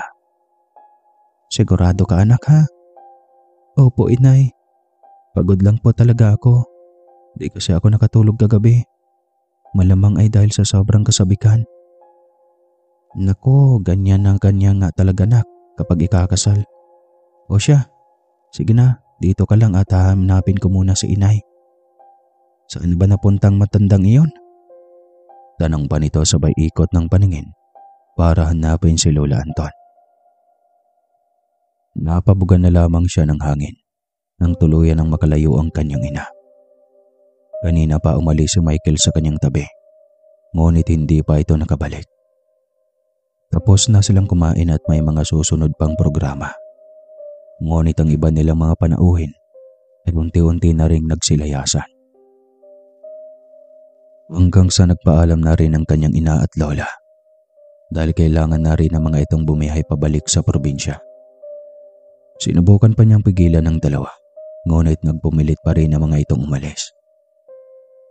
Matapos ang pagdiriwang, ay tahimik silang bumiyahe patungo sa bahay ni Michael. Doon na sila titira gaya ng pangako nito kay Imelda. Kaso ay tahimik pa rin ito hanggang sa marating na nila ang bahay. Nang hindi na makatiis si Imelda sa pagiging malamig ng asawa, ay siya nang nagtanong dito kung ano ang problema at kung bakit parang sobrang lamig ng pakikitungo nito sa kanya. Pagod lang ako. Huwag kang mag-inarte. Pumasok ka na sa loob para magpahinga. Ang tanging reaksyon ng lalaki. Nasaktan siya sa inasal ng asawa. Dati, sabik na sabik itong magkasal sila dahil gusto na nito maangkin siya at magkaroon ng sopling na siyang bunga ng kanilang pag-iibigan. Tila baga nandidiri na ito sa kanya ngayon, kaya labis na nasaktan ang kanyang puso. Subalit kailangan niyang tanggapin dahil alam niyang medyo nalilito pa rin ang kanyang asawa sa ganong kabilis na pangyayari sa buhay nila. Umasa siyang bukas o sa susunod pang bukas ay magiging maayos ulit at manunumbalik ang kasabikan ng kanyang asawa sa kanya. Ngunit dumaan ang buwan na ganon pa rin kalamig si Michael sa kanya. Hindi man lang ito tumatabi sa kanya sa pagtulog tuwing gabi. Hanggang sa isang umaga ay bigla na lamang siyang nagsuka at nahilo. Napatakip siya ng kanyang bibig dahil naalala niyang mahigit isang buwan na siyang hindi dinadatnan. Hindi naman siya nagalaw ni Michael. Kaya siguradong si Argos ang ama ng kanyang anak. Isang engkanto ang magiging anak niya. Hindi niya alam kung ano ang kanyang gagawin kung sasabihin niya kay Michael ang kanyang sitwasyon. Baka palayasin siya nito. Mas lalo lang nagulo ang kanyang utak. Mas lalo lang nadagdagan ang kanyang panghihina. at napapaisip na ipalaglag na lamang ang batang nasa kanyang sinapupunan. Ngunit paano niya maatim na patayin ang buhay na dala-dala niya? Gayong sarili niyang dugo ang dumadaloy dito. Halos mabaliw na siya sa tindi ng mga pagsubok na dumating sa kanyang buhay. Ano bang kasalanan ko? At ganito lang kabigat ang mga pasanin ko sa buhay. Naiiyak na tanong niya habang nakatingala sa itaas. Bumuntong hininga siya ng sobrang lalim.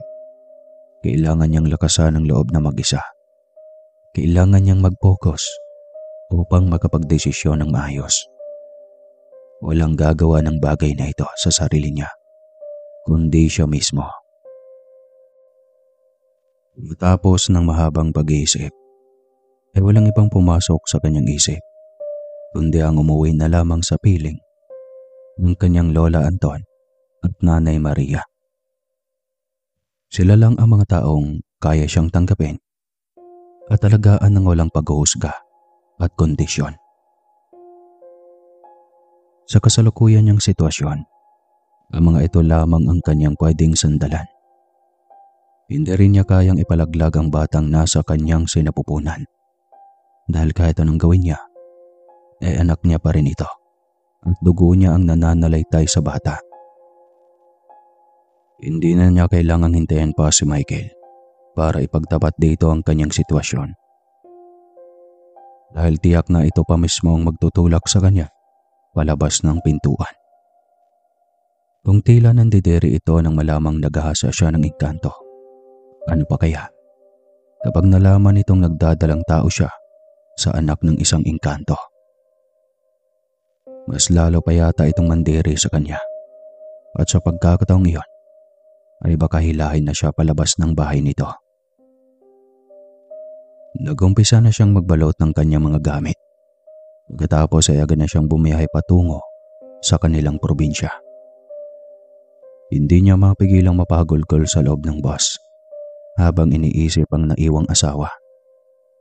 Akala niya ay ito na ang kanyang magiging sandigan. Ngunit kahit isa sa mga ipinangako nito sa harap ng altar ay walang natupad. Ngunit hindi rin niya ito masisisi at wala siyang ibang kamumuhian kundi si Argos. Sinira nito ang napakaraming pangarap nilang mag-asawa, kaya hindi na siya makakapayag na muling makalapit pa ito sa kanya. Maging sa kanilang anak ay hindi ito magkakaroon ng karapatan. Pagdating sa kanilang munting bahay, ay nagulat ang kanyang ina at lola nang makita siyang papasok sa loob. Sakto 2:00 na iyon ng hapon at nakahigang mag-ina sa sahig na kawayan upang makapagpahinga saglit. Ginulat mo naman kami, anak. Bakit hindi mo sinabi na magbabakasyon ka pala ngayon? Nako, alak pa sana naming sorpresahin ka bukas.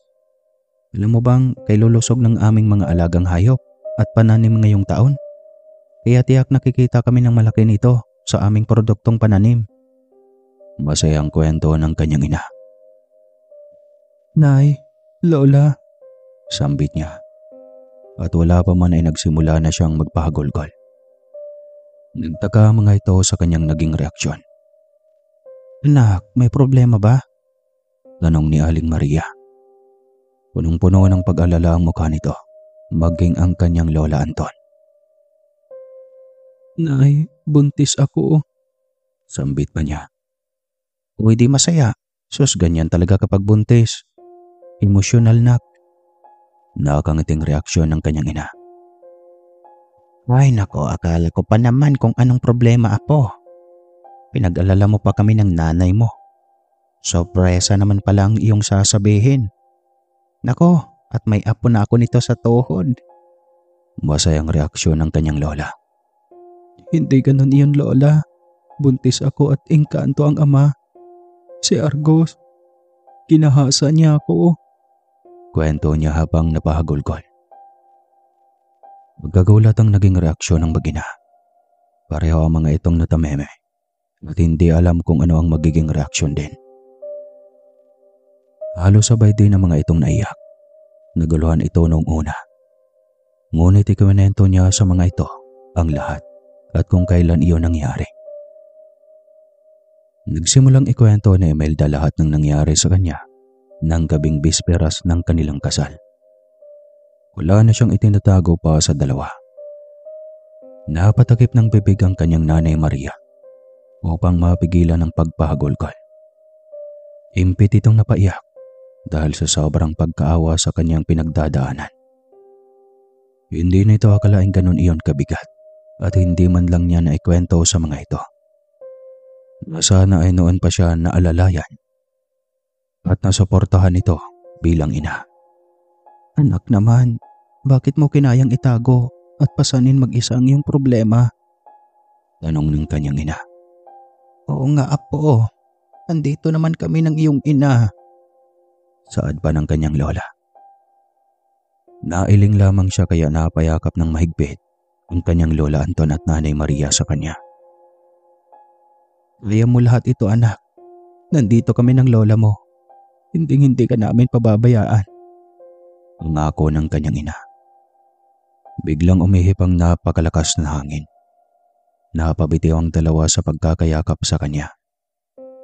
Napalingon ang mga ito sa bintana kung saan ay kita ang malaking puno ng balete. Maging si Imelda ay napatingin doon. Mayop ka Argos, alam kong nandito ka. Anong pakay mo? Tinong niyang nakasigaw sa kawalan. Hindi sila magalaw ng engkantong ito dahil pareho silang suot ang habak. Proteksyon laban sa mga ito at sa iba pang elemento.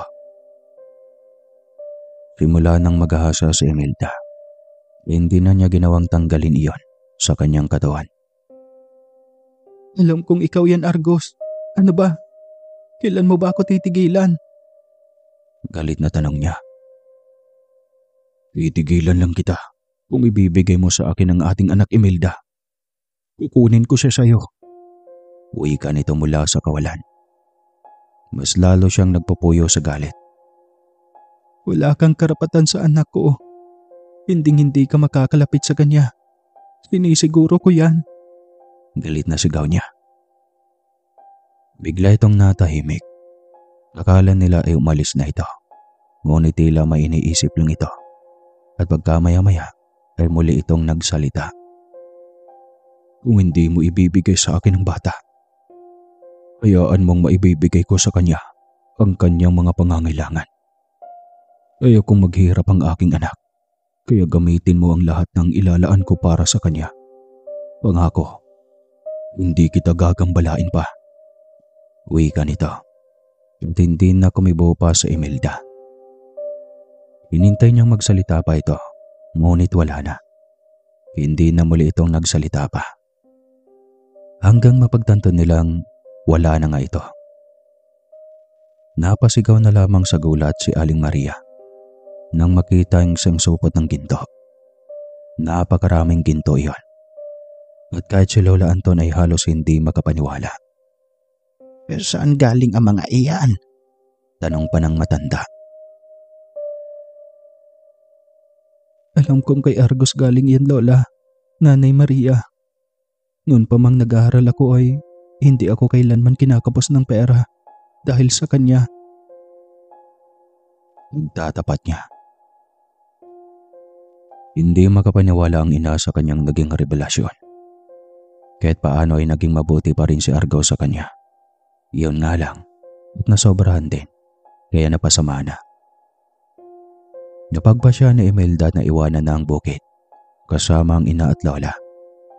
Gamit ang napakaraming ginto, alam niyang mabubuhay sila nang hindi maubos-ubos ang dalang ginto na bigay ng engkanto para sa kanila. Mabuti na rin iyon nang hindi sila magutom. Malaking tulong para sa kanila ang lahat. Noong una ay tila ayaw pang pumayag ng kanyang ina dahil nasasayangan sa kanilang mga maiiwang pananim. Ngunit sa huli ay nakumbinse rin niya ang mga ito. Kaya sa araw ding iyon ay bumiyahe na sila patungong lungsod. Malayo rin iyon kay Michael. Naghanap sila ng isang apartment kung saan ay maging pribado at komportable ang kanilang pamumuhay. Mabilis na ring lumipas sa mga araw. Halata na ang umbok sa tiyan niya at ramdam niyang kakaibang lakas nito sa loob. Alam niyang lalabas itong hindi isang ordinaryong tao lang dahil may dugo itong engkanto. Kaya kailangan niyang itago ang bata. Hanggat makakaya niya itong protektahan sa mga tao, ay gagawin niya. Napagdesisyonan niyang bilhan na ito ng mga gamit. Kaya ng hapong ding iyon, ay gumayak na siya para pumunta ng mall. Sa hindi niya inaasahan, ay makikita niya doon ang dating asawa. Asawa sa papel lamang na naganap. Dahil ramdam niyang nandidiri ito sa kanya dahil sa nangyari. Ginawa lang nitong ituloy ang kasalan dahil ayaw nitong mapahiya sila ng mga tao pareho. Pinilit na sana niyang kalimutan ito, ngunit muli pa ring nag-cross ang kanilang landas. Huli na para umiwas siya dito dahil ito yata ang unang nakakita sa kanya. Sa wakas, nakita na rin kita, Imelda. Sambit nito, na halatang nasasabik at naluluha pa. Bakit? Ginusto mo pa bang makita ako matapos ang lahat? Lakas loob na tanong niya. Imelda, sumama ka muna sa akin. Gusto kitang makausap ng masinsinan. Pakiusap nito. Halata sa mukha nito ang sinseridad, kaya pinagbigyan na rin niya ito. Sakay sila sa kotse ni Michael at hindi niya alam kung saan ang kanilang tungo. Ngunit tiwala naman siyang walang gagawing masama sa kanyang asawa. Pagkarating nila sa pribadong silid, ay hindi na nagpaligoy-ligoy pa si Michael. Niyaka pa siya nito at napahigbi. Kaya nagulat rin siya sa naging reaksyon nito. Alam kong anak iyan ng engkanto. Patawarin mo ko, Imelda. Ako dapat ang nagtatanggol sa iyo ng mga panahong iyon, ngunit hindi nangyari. Dahil inuna ko pang inutupag ang maglasing kasama ang aking mga kaibigan. Kaya hindi kita naprotektahan. Sobrang guilty ko. At dahil doon ay inilayo ko ang sarili ko sa iyo. Ngunit hindi ko inakala na sa paglayo ko ng aking sarili ay iiwanan mo ko. Hinanap kita, ngunit wala. Hindi ko alam kung saan kita hagilapin. Hinintay ko talaga ang pagkakataong ito. Imelda, handa akong panagutan ng batang nasa tiyan mo. Handa akong maging ama sa kanya. Pakiusap. Buuin natin muli ang ating pamilya. Magiging responsableng ama at asawa ako sa iyo. Pangako iyan, mahal ko. Wala siyang ibang naging reaksyon, kundi ang umiyak dahil sa sobrang tuwa. Hindi niya inasang darating pang pagkakataong iyon. Mahal pa rin niya si Michael kahit papano at hindi iyon nawawala. Kaya pumayag siya sa nais nito. Umuwi siya sa bahay ni Michael kasama ang Lola Antonia at ang ina. Ramdam niya ang magandang pakikitungo ni Michael sa kanila. Ngunit ramdam niyang ibang-iba na si Michael sa dati. Hindi niya alam kung pakaramdam lang ba niya iyon o dahil matagal na ring hindi sila nagsama. Hanggang sa isang umagang naglalabas siya ng kanilang mga damit ni Michael. Nagtaka siya nang makita sa bulsa ng asawa niya ang isang pang-ipit sa buhok ng isang babae. Bigla siyang kinutuba ng masama. Napaisip din siya ng malalim at pinagtagpi-tagpi ang lahat. Ngunit hindi rin siya bastang makapamintang ng walang basihan. Kaya nais siya mismo ang makahuli kung sakali mang totoo ang kanyang hinala na may babaeng iba ang asawa at hindi niya alam kung bakit pilit pa nitong makisama sa kanya kung hindi rin pala ito kontento sa kanya. Habang naghihintay sa pagdating ni Michael ng gabing iyon, ay hindi niya akalaing manganganak na pala siya. At dahil hindi na niya matiis ang sakit ng tiyan, ay hindi na niya hinintay pa na dumating si Michael. Agad na siyang dinala ng lola at ina niya sa isang pribadong ospital. Hindi siya nahirapang nailuwal ang sanggol at marami ang nagitla sa kakaibang sanggol na kanyang naisilang. Lalong-lalo na ang mga nurse at doktor na umasikaso sa kanya. Kung susuriin ang bata ay nasa 8 o 9 na buwan na ito. Dahil sa 8 ngipin at taglay agad nitong kakasilang pa lamang. Ang nakakagulat pa ay kaya na nitong sambitin ang salitang ama at may tinuturo ito mula sa di kalayuan. Maging si Imelda ay kinalabutan, ngunit hindi na siya nagtataka pa kung bakit ganoon ang kanyang anak. Isa itong engkanto kaya iyon ang dahilan kung bakit masyado itong abansi sa lahat ng mga batang normal. Iniling niya sa doktor na lumabas agad dahil normal naman ang lahat sa kanila ng kanyang anak. Alam niyang kapag magtatagal pa sila sa ospital na iyon, ay siguradong magpepestahan sila ng mga tao. Nagulat pa siya nang biglang may isang liham ang inilagay ng kung sino sa uluhan ng bata. Sapiro, yan ang ipangalan mo sa bata. Siya ay magiging prinsipe pagdating ng panahon. Iyon ang nakalagay sa sulat.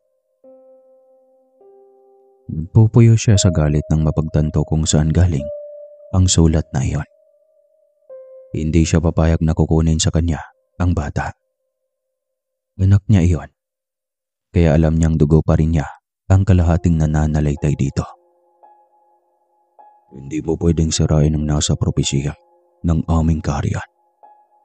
Sa ayaw at sa gusto mo, magaganap ang magaganap. Saan pa ulit ang isang liham? Ni basta na lamang sumisibol sa uluhan ng bata. Napaiyak na lamang siya dahil pakiramdam niya ay wala siyang laban dito. Ngunit nagmatigas siya at iniba pa rin ang pangalan ng bata. Hindi maaari anak. Ikaw si William. Iyan ang magiging pangalan mo. Wika niya. Ngunit nagulat siya nang biglang may binigkas ang bata. Sapiro. Sambit nito ng pagkalinaw-linaw. Napaawang ang kanyang bibig. Napagtanto niyang kakaiba nga ang kanyang anak. Kaya wala na siyang magawa pa kundi sundin ang nais ni Argos. Sapiro. Iyon ang pangalan ng sanggol. Pag-uwi nila sa bahay ay nagulat siya nang makita ang asawang nasa kanilang sofa at may kasamang babae. Ngumiti pa ang babae habang nakatingin sa kanya, napapalapit sa mga ito, bit-bit ang sanggol. Lumabas na pala yung anak ng engkanto. Buti naman at umuwi ka na. Hindi ko na kailangang bumalik pa ulit para lang makipag-usap sa'yo. Saad ni Michael na tila may tama na ng alak. Anong ibig sabihin nito, Michael? Anong niya? Hindi ba malinaw? Magsasama na kami ni Bella. Siya ang magbibigay sa akin ng anak. At wala ka ring silbi sa buhay ko. Ubos na ang gintong ipon mo. Naibenta ko na lahat kaya bakit pa ako magtsatsaga pa sa tabi mo? Nagabili na rin ako ng mga mansyon at 2 mamahaling sasakyan. May malaking negosyo na rin ako dahil sa mga ginto mo. Kaya salamat sa iyo. Buti na lang ay may nagkagusto sa iyong engkanto. Nandun na pala sa kanila ang si Manny. Ikaw kasi, masyado ka pang choosy. Kawawa ka tuloy ngayon. Halos mawala ng lakas ang kanyang tuhod dahil sa galit at pagkamuhi sa lalaking kaharap. Ang tinuturing niyang asawa na totoong nagmahal sa kanya ay isang scam. Naloko siya nito ng gusto. Dahil yaman lamang pala ang habol nito. Hayop ka, Michael. Magbabayad ka sa ginawa mo sa akin. Galit na bulyaw niya rito. Talaga? Sige nga. Anong kaya mong gawin para lumaban sa akin? Matapang ka na ba ngayon? Galit na tanong nito habang nagagalit din siya. Nangangatog ang kanyang tuhod sa galit nang biglang umihip ang malakas na hangin. Inakutan nito sa Michael at tila sinasakal hanggang sa unti-unti na itong nakalutang. Tatakas pa sana ang babae nito, ngunit bigla ring sinakal hanggang sa pareho ang mga itong tila may nakikitang nakakatakot na bagay. Nang tumilapo ng mga ito sa sahig, ay parehong natulala at tila nawala sa katinoan. Hindi ko pa rin hahayaan. Nalapas tanganin at sakta ng kung sino ka, Imelda. Ikaw ang ina ng aking anak, kaya asahan mong lagi akong nakaprotekta sa inyong mag-ina ko. Wika ng isang boses. Hindi niya iyon nakita, ngunit kilala niya kung sino ang may-ari. Hindi niya alam kung ano ang magiging reaksyon. Pagtanto niyang sadyang malas talaga sa pag-ibig ang kanilang angkan. Mula sa kanyang ina, papunta sa kanya. Nagmahal nga siya, pero niloko naman. At may nagmamahal nga sa kanya ng sobra. Engkanto nga lang. Ayaw rin niyang mawala sa mundo ng mga tao. Mas masarap mabuhay sa mundong ito, kahit papuno ng pasakit. Ngunit unti-unti ay tanggap na niya at napatawad na si Argos. Ngunit bilang kaibigan na lamang. At wala na siyang magawa kundi pagdating ng araw ay dadalhin ito sa kaharian nito, ang anak na si Sapiro. Masakit bilang ina ang mawalay dito. Ngunit kung para sa ikabubuti ng anak, ay ayos lang. Ang mahalaga ay hindi lang tuluyang ilalayo sa kanya ang bata.